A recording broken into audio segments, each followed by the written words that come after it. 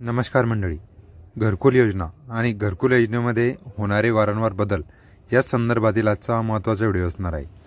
घरकुल योजनेसाठी आता मिळणार 2 लाख रुपये अनुदान आणि सोबतच मोफत वीज याबद्दलची सविस्तर माहिती आपण आजच्या व्हिडिओच्या मार्फत जाणून घेणार आहोत की नेमकं घरकुल योजनेमध्ये 2 लाख रुपये अनुदान कसे मिळवता येईल आणि सोबतच रूफटॉप सोलार म्हणजे घरावरील जो सोलार आहे तो मोफत आपल्याला कसा बसवता येईल याचबाबतची सविस्तर माहिती आपण आजच्या व्हिडिओच्या मार्फत जाणून घेणार आहोत. त्यासाठी व्हिडिओ स्किप न करता शेवटपर्यंत बघा आणि जाणून घ्या या घरकुल योजनेसाठी कोणकोणते लाभार्थी पात्र असणार आहे आणि कोणत्या लाभार्थ्यांना घरकुल योजनेसाठी 2,10,000 रुपये एवढं अनुदान मिळणार आहे आणि यामध्ये आता मोठी वाढसुद्धा करण्यात आलेली आहे.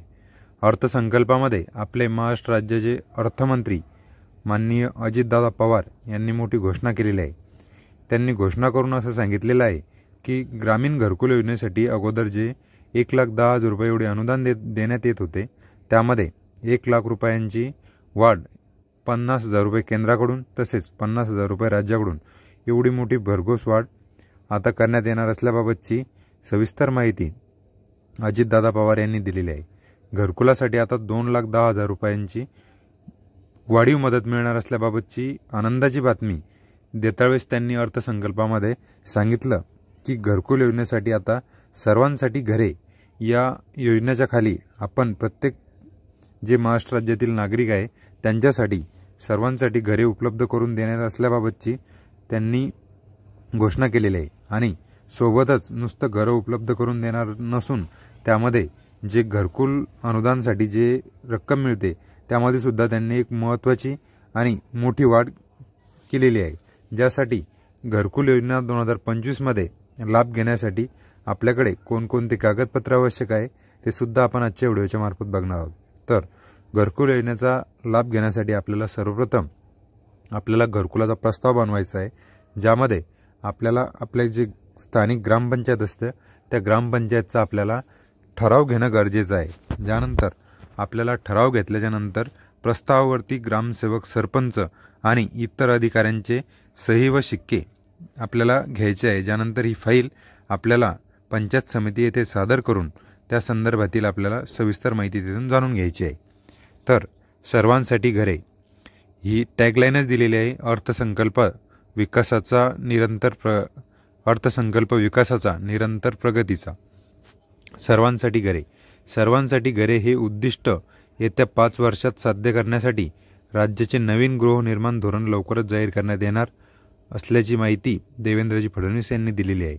तसेच राज्यात प्रधानमंत्री आवास योजना, PM जनगम या केंद्र पुरस्कृत तर रमाई आवास तसेच शबरी आवास, अधिम आवास, पारधी आवास, अटल बांधकाम कामगार वसाहत, यशवंतराव चव्हाण मुक्त वसाहत, पुण्यश्लोक अहिल्यादेवी होळकर आवास, मोदी आवास तसेच धर्मवीर आनंद दिघे घरकुल या योजनेअंतर्गत एकूण 44,07,000 घरकुलांना मंजूर करण्याबाबतचं जे प्रस्ताव प्रधानमंत्री आवास योजना ग्रामीण टप्पा 2 अंतर्गत सन 2024-25 करिता 20 लाख घरकुलांच्या उद्दिष्टापैकी सुमारे 18,38,000 घरकुलांना मंजुरी तसेच 14,71,000 लाभार्थ्यांना पहिल्या हप्त्यासाठी 2,200 कोटी रुपये सुद्धा वितरित करण्यात आलेले आहे.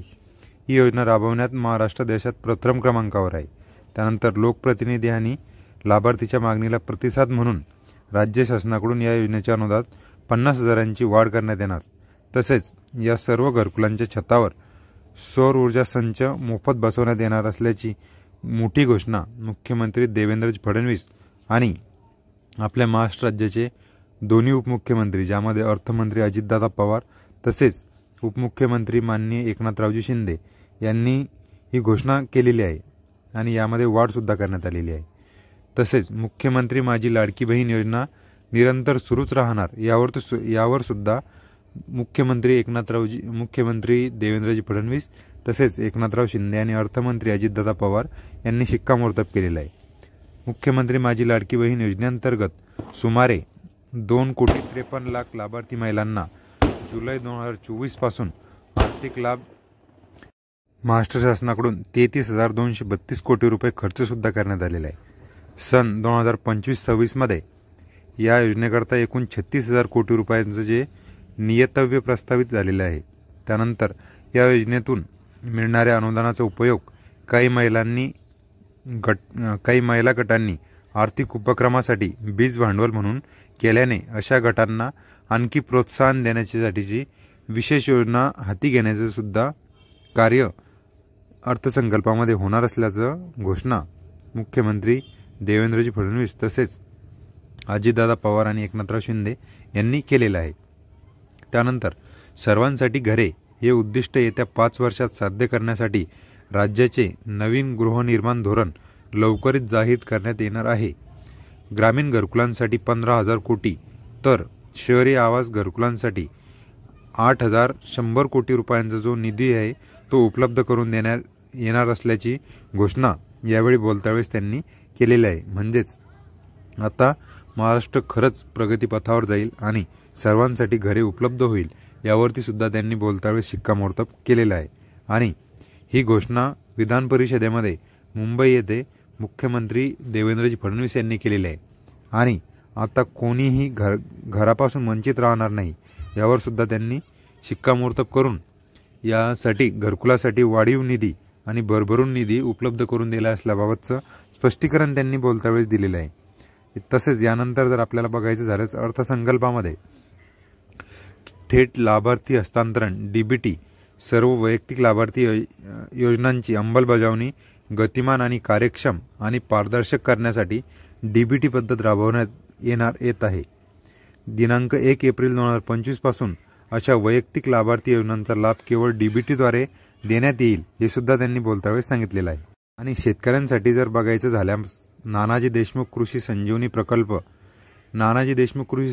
प्रकल्पाचा दुसरा टप्पा 21 जिल्ह्यातील 7,201 गावांमध्ये राबवण्यात येणार असल्याबाबतची सुद्धा घोषणा यांनी बोलतावेळेस केलेली आहे। या प्रकल्पासाठी 351 कोटी 42 लाख रुपये नियतव्य प्रस्तावित म्हणजे बजेट जे आहे ते प्रस्तावित करण्यात आलेले आहे। या अंतर्गत आता जवळपास 21 जिल्ह्यामधील 7,201 गावांमध्ये नानाजी देशमुख कृषी संजीवनी प्रकल्प म्हणजेच पोकरा योजना राबवण्यात येणार असल्याची माहिती त्यांनी दिलेली आहे। तसेच आता मुख्यमंत्री माझी लाडकी बहीण योजना ही योजना सुद्धा निरंतर चालू राहील हे सुद्धा त्यांनी बोलतावेळेस आता सांगितलेलं आहे। धन्यवाद। आजच्या व्हिडिओमध्ये एवढीच माहिती। त्यानंतर मुख्य मुद्दा असा की लेक लाडकी योजना अंतर्गत 1,13,000 लाभार्थ्यांना लेक लाडकी योजनेचा सुद्धा थेट लाभ हस्तांतरण करण्यात येणार असल्याबाबतची सुद्धा माहिती त्यांनी यावेळेस दिलेली आहे। धन्यवाद। आजच्या व्हिडिओमध्ये एवढीच माहिती। जर नवीन माहिती लेटेस्ट अपडेट नवीन न्यूज जर काही आली तर सर्वात अगोदर मी आपल्या चॅनलवर घेऊन येत असतो। त्यासाठी चॅनलला सबस्क्राईब करून ठेवा आणि बाजूला असलेला बेल आयकॉन सुद्धा प्रेस करून ठेवा जेणेकरून ही माहिती सर्वात अगोदर आपल्यापर्यंत येत राहील। तोपर्यंत धन्यवाद।